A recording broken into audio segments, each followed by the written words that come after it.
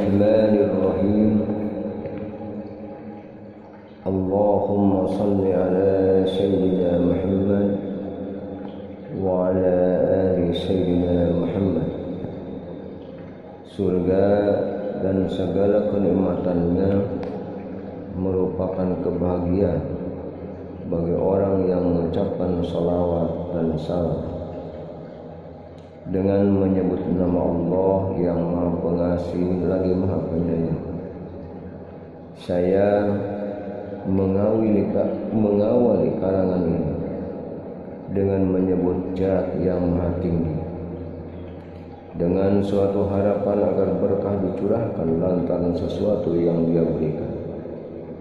Kemudian aku melanjutkan kedua kalinya dalam memuji yang datang tercurah dengan mudah dan nyaman, sekalian meletakkan syukur yang amat nyaman sebagai kendaraan, serta aku mengucapkan salawat dan salam kepada Nur Muhammad sallallahu alaihi wasallam yang sifatnya pendahulu dan yang mengawal, di mana nur itu selalu berpindah-pindah dari wajah-wajah dan dahi-dahinya orang-orang yang mulia. Serta aku memohon kepada Allah Subhanahu wa Ta'ala akan keridhoannya khusus untuk keluarga Nabi Sallallahu Alaihi Wasallam yang suci, juga kepada sahabat beliau Sallallahu Alaihi Wasallam dan para pengikut setia dari orang-orang yang mencintai. Kemudian aku akan berdoa untuk memohon petunjuk guna melanjutkan beberapa jalan yang telah, juga memohon penjagaan dari kekeliruan di tempat-tempat yang salah. Kemudian aku menuturkan sebuah kisah masa lahirnya Nabi Muhammad sallallahu alaihi wasallam, laksana busana yang indah dan bagus, dengan sebuah penyajian semua keturunannya yang amat mulia, laksana untaian permata yang menghiasi indah para pendengar. Kemudian aku meminta pertolongan kepada Allah Subhanahu wa Ta'ala yang Maha Kuat, sebab sesungguhnya tiada daya dan kekuatan kecuali kekuatan Allah Subhanahu wa Ta'ala. Sebarkanlah bau harum ya Allah pada kuburan beliau sallallahu alaihi wasallam yang mulia, sebuah wangian dari rahmat dan kesejahteraan. Dan setelah itu saya berkata, beliau sallallahu alaihi wasallam ada junjungan kita bernama Nabi Muhammad sallallahu alaihi wasallam bin Abdullah bin Abdul Muttalib, dan nama aslinya adalah Syaibatul Hamd, sebab beliau sallallahu alaihi wasallam memang dipuji akan derajat dan perilakunya yang tinggi.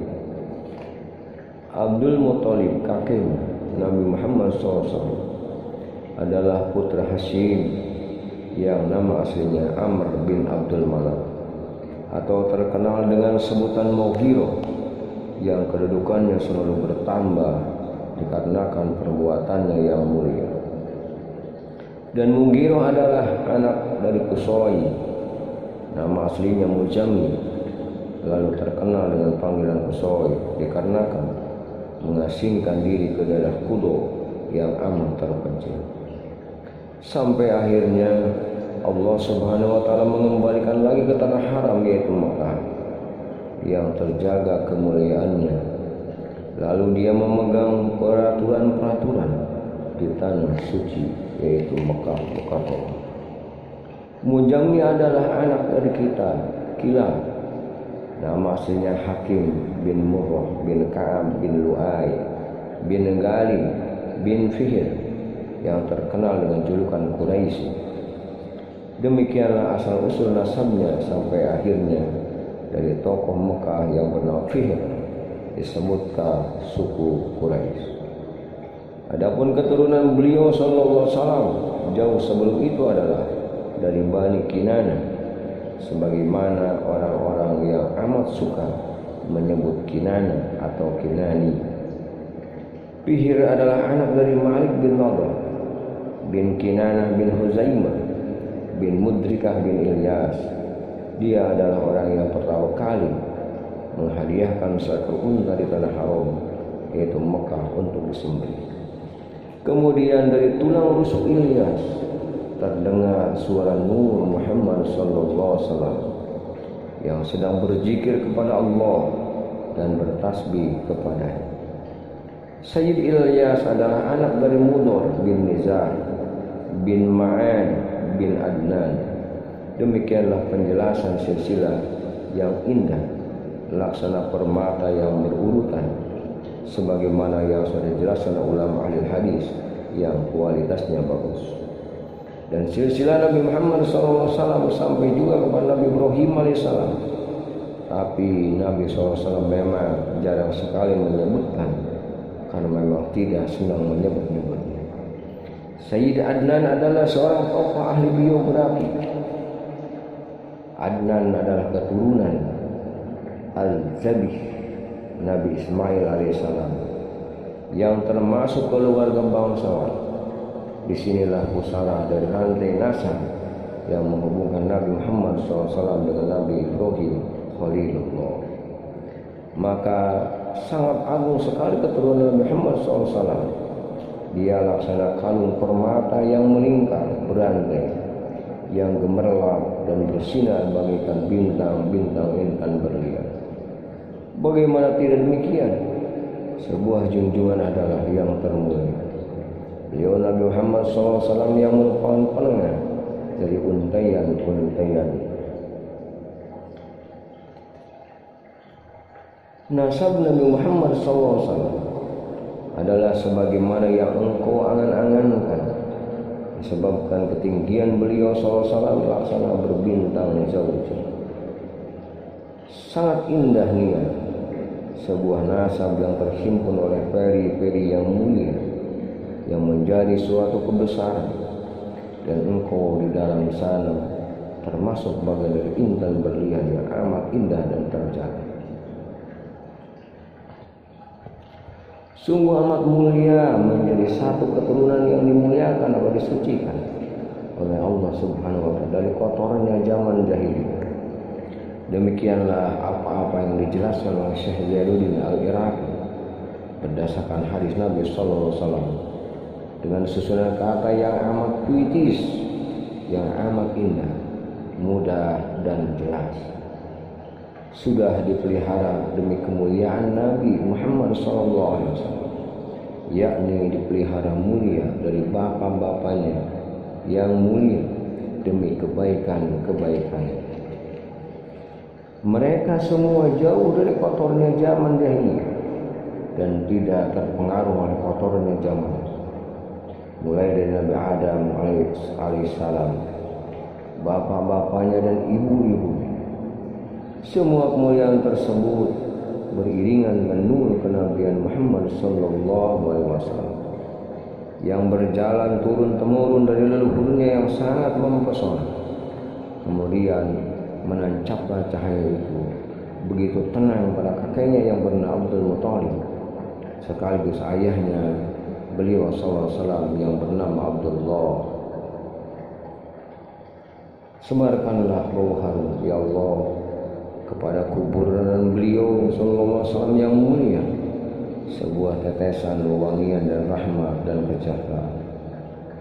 Pada saat Allah ingin melahirkan kenyataan, sebuah kenyataan hakikat Nabi Muhammad sallallahu alaihi wasallam, juga melahirkan raga dan jiwa beliau dan sifat batinnya beliau sallallahu alaihi wasallam, maka Allah melepaskan nur itu untuk dipindahkan pada sebuah tempat kandungan dalam rahim Bunda Aminah Al-Zuhriyah.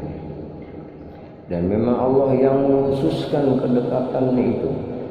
Dia yang maha mengabulkan semua doa, dan dia yang menentukan segalanya demi Aminah sebagai ibu pilihannya. Setelah itu diumumkan ke seluruh kolong jagat, langit dan bumi bahwa nur kenabian telah berada dalam sebuah rahim ibunda Aminah. Dan tiap-tiap manusia merasakan kehadiran itu dan mereka sangat merindukan kehadiran kelahiran seorang nabi yang amat menggembirakan. Sementara itu bumi yang sejak dulu amat kering kerontang, kini sebuah tumbuhan tumbuh subur dan terhampar bak segera berserakan.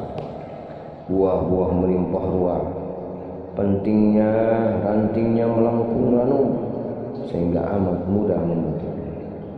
Seolah-olah semua hewan melata di bumi adalah miliknya suku Quraisy, mengucapkan selamat dengan bahasa yang amat arti terhadap rahim yang tengah mengandung Muhammad sallallahu alaihi wasallam. Semua berhal hancur, tersungkur, wajah-wajahnya berjatuhan dan mulutnya berserakan.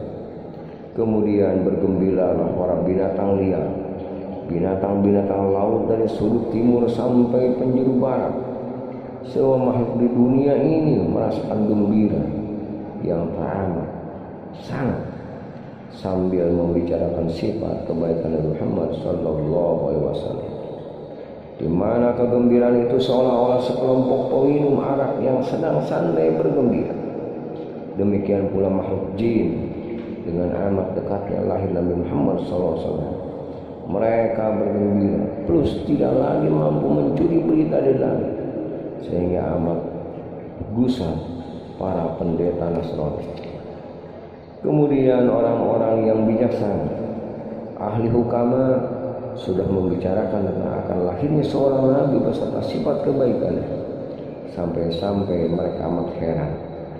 Pada suatu hari Ibunda Aminah bermimpi, ada yang berkata kepadanya, sesungguhnya engkau sudah mengandung seorang pemimpin seluruh jagat alam yang amat terbaik dibandingkan semua makhluk. Berilah dia nama Muhammad, sebab dia akan dipuji sampai tiba masanya hari akhirat. Wallahu a'lam bishawab.